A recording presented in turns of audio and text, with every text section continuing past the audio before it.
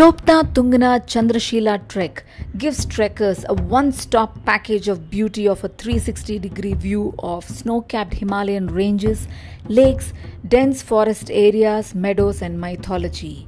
One can camp at Chopta village, which is a small region of meadows and evergreen forest area of the Kedarnath Wildlife Sanctuary. It is also a base for trekking to Tungnath that lies 3.5 kilometers away. Camping on the lush green meadows overlooking the mighty Himalayan ranges and watching the sunrise and sunset is an endless beauty that you will cherish for a lifetime.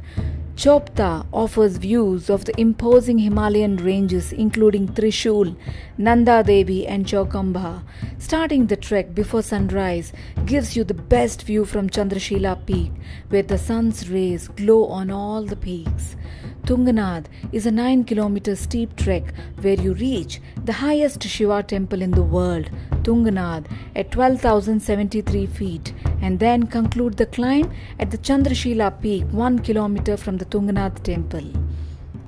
The Tungnath temple is said to be more than 5,000 years old.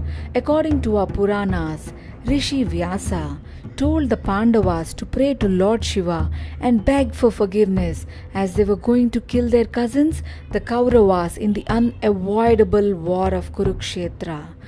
The Pandavas went in search of Lord Shiva, but Shiva was not willing to forgive them and hence went into hiding underground at Gupta Kashi, which came from the name Gupt meaning secret and Kashi the abode of Shiva. The Pandavas still managed to find him, but Shiva then rematerialized himself in the form of the bull's body parts at 5 different locations, popularly called as Panch Kedar, in which Tungnath is where the bull's hands have rematerialized. The other 4 being Kedarnath, Rudranath, Madhya Maheshwar and Kalpeshwar.